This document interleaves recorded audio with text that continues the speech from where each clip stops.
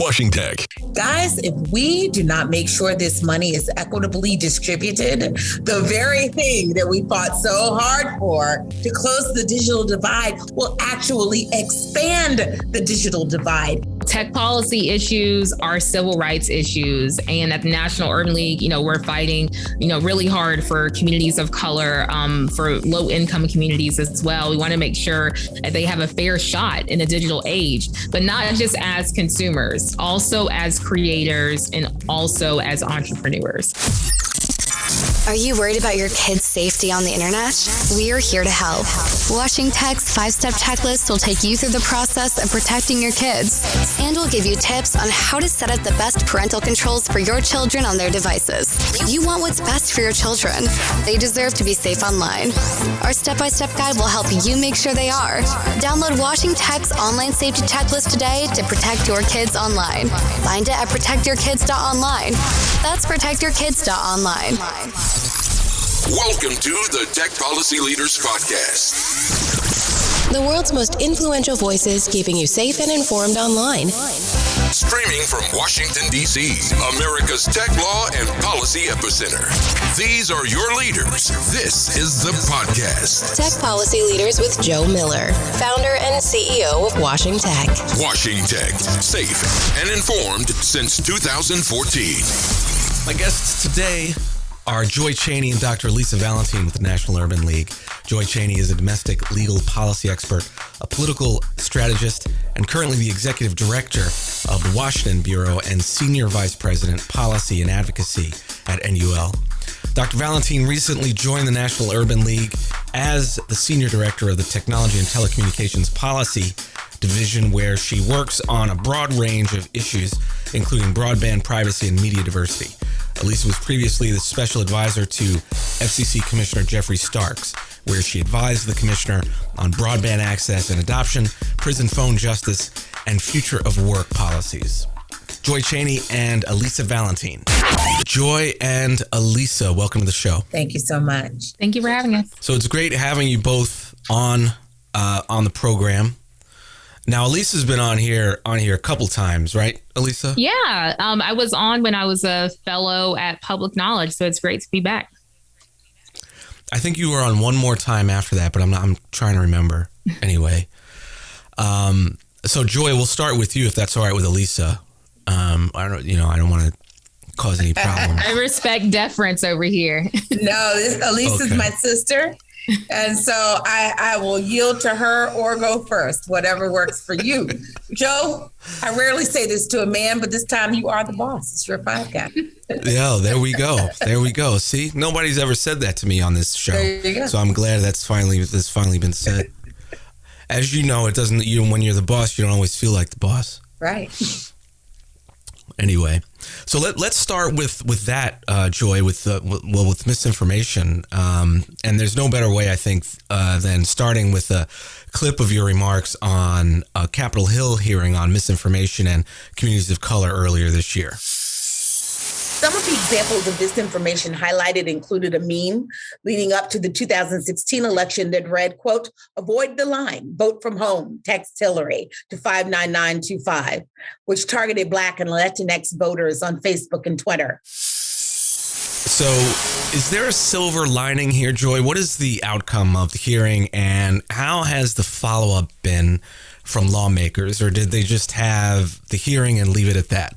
Well, I'm going to be honest with you. This leadership of the House has been very focused on misinformation. What happened in the 2000 election, and again now, what we anticipate in 2022, and certainly what we saw in 2016. Really sent shockwaves and alarms. And indeed, we almost had an impeachment over it. African-American communities were targeted. And I think that many of us didn't quite understand. A lot of focus was on, white Americans, people who were leaning Trump, that they had been sort of targeted by foreign actors as well as domestic actors. But in reality, communities of color were targeted with misinformation, so like outright lies, right? By those who, want to prevent us from voting, but also misinformation from people who, just are misguided, right? And who are spreading inadvertently bad information. And so Congress has really been focusing on it this time. I think that, Democrats, we're nonpartisan, but it's clear Democrats have definitely focused on this issue, and they have held a series of hearings. Mine was one. They followed up with others. I think most recently, Lisa can correct me if I'm wrong, maybe last week or so, they had one on targeting by foreign actors and domestic actors. So this is more than talk. This is about real action. And I know that the White House has also been focused on it. This is about also getting private companies, corporate America, to take greater responsibility in what is shared. Misinformation, malinformation was a word that Alisa and I learned at the hearing. So when you take something that, where there is truth in it, right? But there was truth in it, but is playing on a falsehood to elicit a nefarious result. And so, we're concerned about all of that. And it's not just the election.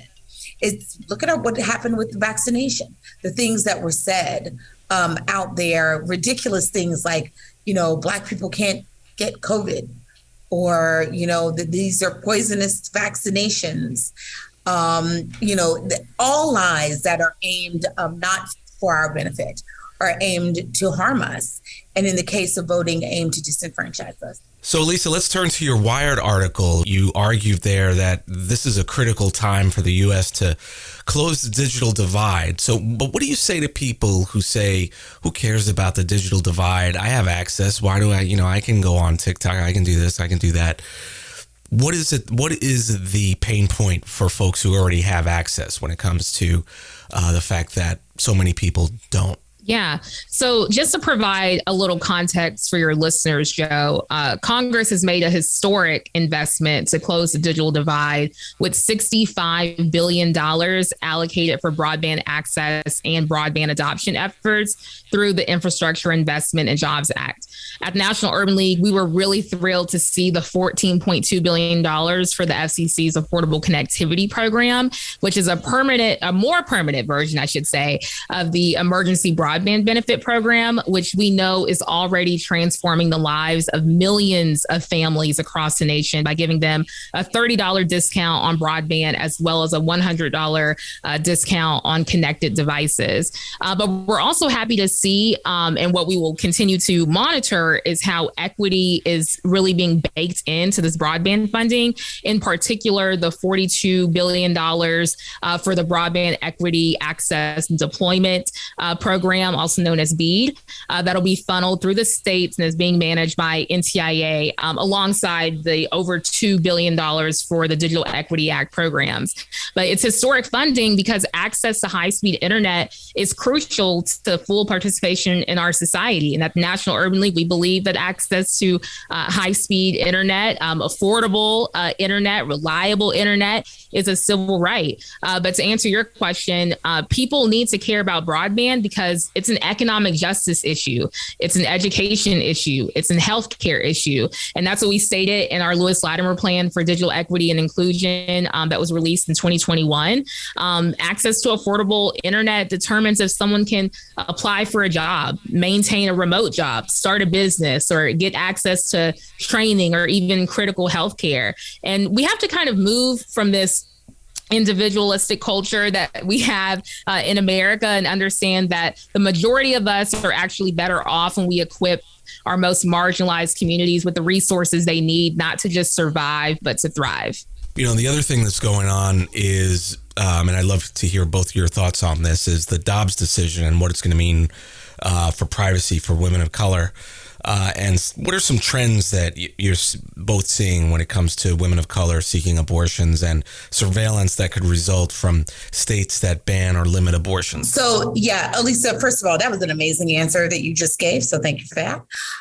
We want everyone to really engage in the IIJA funding that's out there. And let me tell you what, while we care a great deal about closing the digital divide, and we fought very hard to ensure that the infrastructure bill included efforts and monies towards doing that, guys, if we do not make sure this money is equitably distributed, the very thing that we fought so hard for to close the digital divide will actually expand the digital divide as people who are getting access to those resources get the resources and close their digital divide, and communities of color fall farther behind. So it's really important, the work that we're doing there. Now is the time to make sure we get access. Now let's talk about Dobbs, because that's also about access and equity. I think you all know that the unthinkable happened after nearly half a century of having a right. The Supreme Court has stripped women and birthing people from the right to have an abortion, frankly, and stripped men from the right to some of their partners' right to have an abortion and to make a choice about what they do with their own bodies and when and how they start a family. And that's what happened in Dobbs, the Jackson Women's Health Organization. And it was a seismic decision that we are still feeling the impact of and are fully understanding all of the implications. But with respect to privacy, which I know that you all are focused on here, guys, let me be clear. The implications are vast. So what many states around the country are doing, some of them had trigger laws, right? So as soon as the Supreme Court invalidated abortion rights, they then would do so in their states. Others of them are newly doing it. Good quarter of the states are doing that. So we already have places where having an abortion at various stages of gestation is illegal. And in order to prove that, they will be doing, law enforcement can be doing what they do anytime they're trying to prove someone has committed a crime, right? They're going to be looking at all of your data. So that's your apps. That's your text. That's all of the information that you engage with on a daily basis. For those of you who use apps to track your periods, all of the things. It is Big Brother run amok. It is scary. It is really scary. And so, yeah, there are implications for housing, for employment, for contracting, for licensing, for many things, and including privacy. And they will be looking not only at your materials, but perhaps of your associates, right? People that you are talking to and communicating with. And so we really, women's rights activists like me, in addition to being a racial justice activist, I'm a women's rights activist. And there is a strong intersection here. The people who will be disproportionately targeted are the people, you can't see us, but who look like Alisa and I, Black women and our families. And so we are looking to companies to be figuring out what are they going to do to protect women's privacy. And that is why this privacy bill, which I know we're going to talk about a little later, perhaps, is so important, and that we are evaluating all the implications of this law. And the right now, the administration is very much aware, in part because we've made them very much aware, and also they understand the importance. There is a task force that is related not just to these tech issues, but all the issues related to Dobbs and the overturning of Roe. And one of the conversations out there is, what are we going to do to protect the data of women who are going to be targeted by these laws? And just to quickly add to what Joi mentioned, this decision will have a devastating impact, devastating consequences for birthing persons across the nation. In South Carolina, there's actually a new bill that will make it illegal to provide information about how to get an abortion by telephone, by internet, or any mode of communication. And we already saw that ripple effect as it relates to kind of voter suppression laws in various states. So unfortunately, we think it's safe to assume assume that we'll see the same attempts as it relates to surveillance. Furthermore, there are a lot of concerns about geolocation data. As we all know here, that's very sensitive data that must be protected. And as Joi mentioned, folks are deleting their various apps that help track reproductive health on their phones because there are real concerns about how the data will be used by law enforcement and also by vigilantes or people who are just bored on the internet. So it's incredibly important for Congress to pass comprehensive privacy legislation that includes data minimization provisions, strict limits on location, health, and search data use, as well as strict limits on data sales to third parties. In case your listeners think we're being way too alarmist, already there are states where Planned Parenthood clients are being tracked. They're having their private information about, when and how to have children and birth control and miscarriages and et cetera tracked to see if they are in violation of any laws. That is very incredible. That's happening right now. So this is not something that could happen. It's something that's happening right now. And even if it's not being done by the government, imagine someone who is able to hack into a system, right, and to release data to harm is also something that's very possible. So we're very concerned. And, yet another reason, we were just talking about misinformation. We need tech companies to understand the seismic role that they play in our society and in our culture and how they have to protect the data that they possess.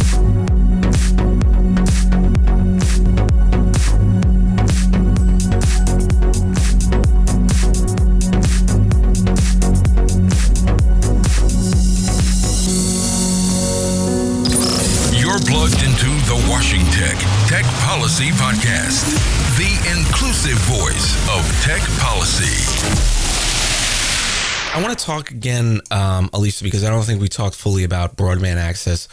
What has the FCC done up until now that's not working out, that the current efforts are designed to address?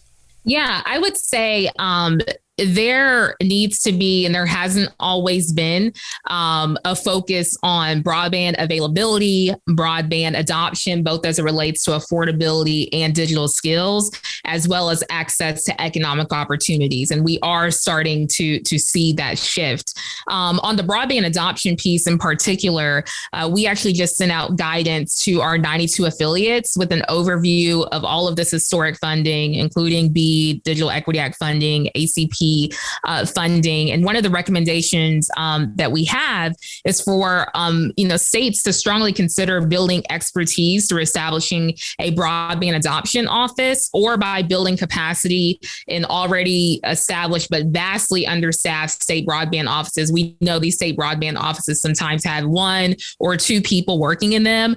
So we believe that there should be dedicated personnel that can evaluate and address the diverse needs of non-adopters. That includes issues related to affordability, as we know, that includes issues related to digital skills. And on the point that we were just making, it also includes concerns, real concerns, valid concerns about privacy and security. I would also add, last week, our president and CEO, Mark Morial, testified before the House Committee on Economic Disparity and Fairness and Growth. And he flagged that there also needs to be a sustainable funding mechanism for an even more permanent affordable connectivity program, because our most marginalized households will always need that connection to fully participate in society and our economy well into the future. And lastly, I would add something that I'm really proud of that we've been working on at National Urban League, and National Urban League is known for, is how we think about access to economic opportunities through that broadband as well as a broadband enabled ecosystem. The BEAD program rightfully requires investments to develop a skilled and diverse workforce for jobs associated with deployment funds.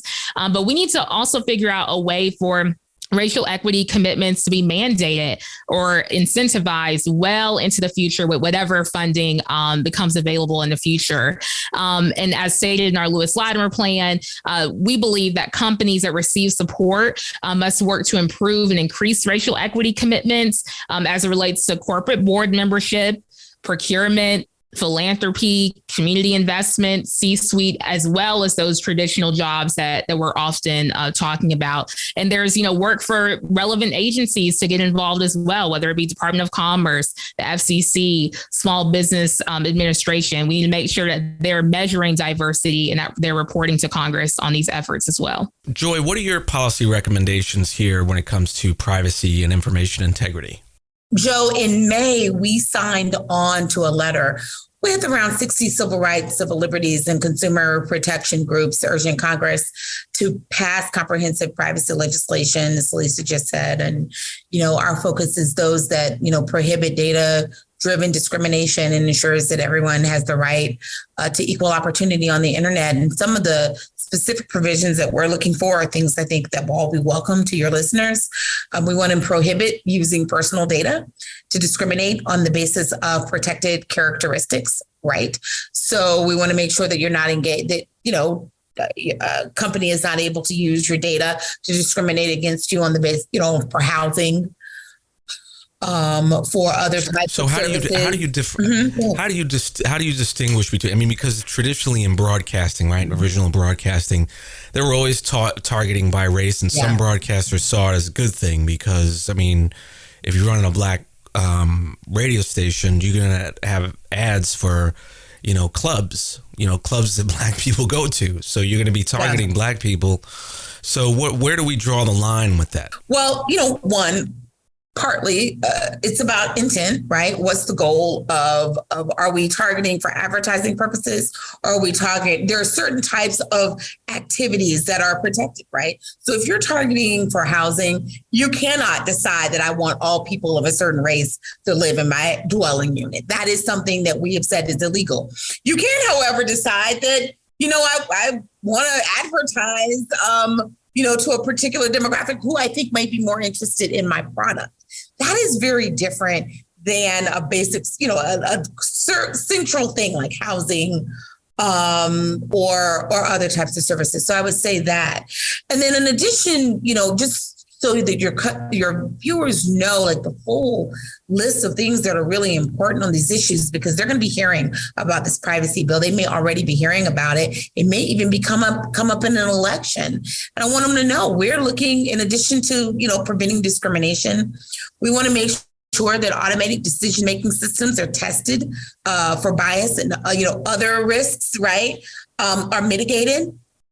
There are all sorts of things that may not be intentional, but may have a discriminatory impact.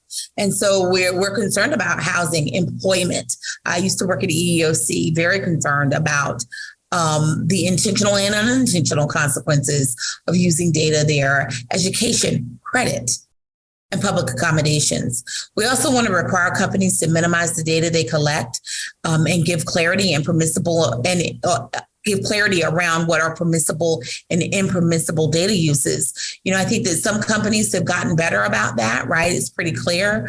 But the way I see it is if my mom can't understand and she doesn't know how to go straight down the list and say yes to this, no to that, it's not good enough.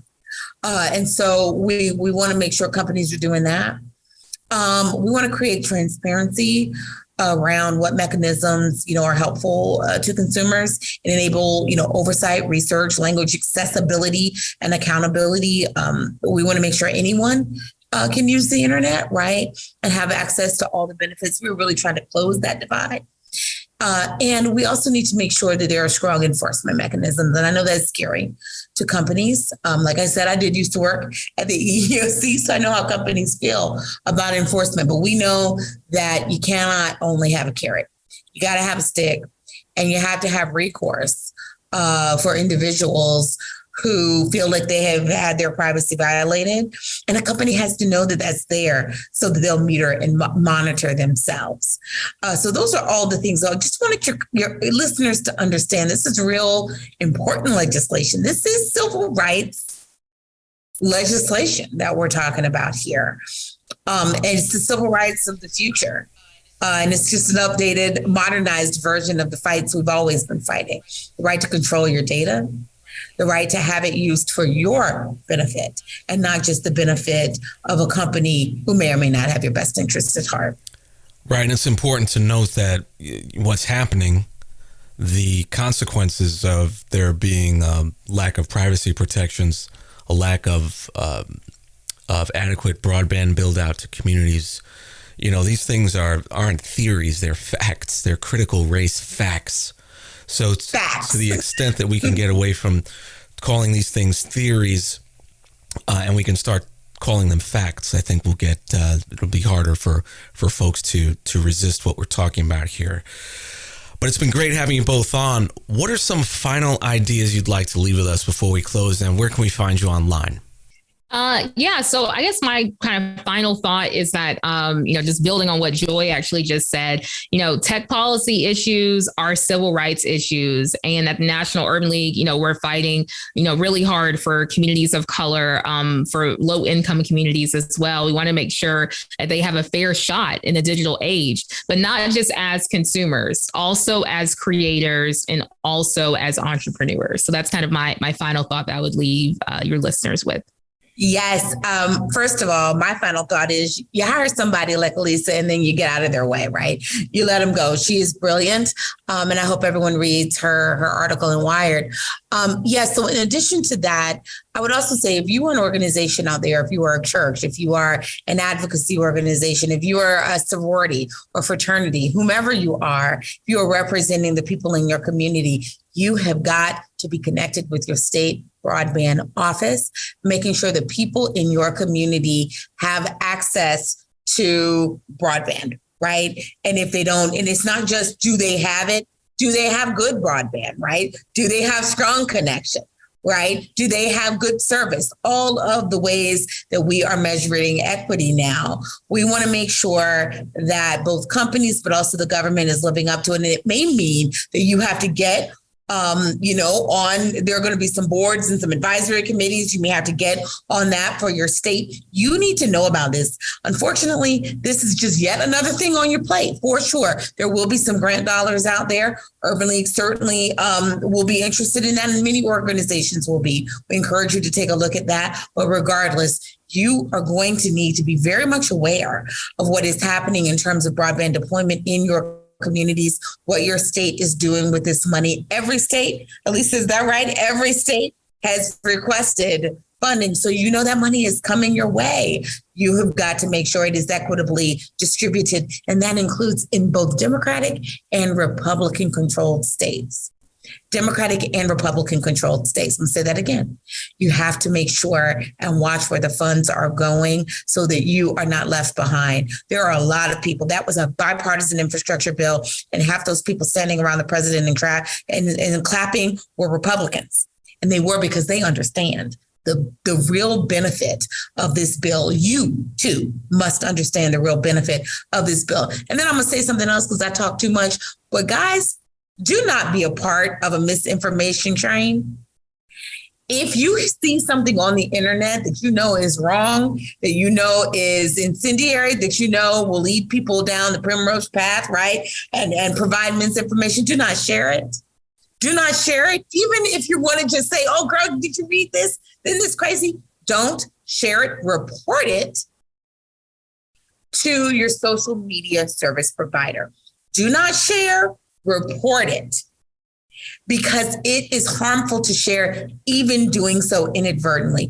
You can find us at Nat Urban League across Twitter and Instagram, or NUL Policy on Twitter and Instagram. And you can find me at Joi Tweets or Joi Grams, and that's Joi with an I. It's good to be on with you. Thanks, Joe. I'm at Alisa Valentin on all platforms. Joi Chaney is Executive Director of the National Urban League's Washington Bureau, and Alisa Valentin, Dr. Alisa Valentin, is NUL's Senior Director of Tech and Telecom Policy. Thanks so much to both of you for joining me today. Thanks so much. WashingTECH.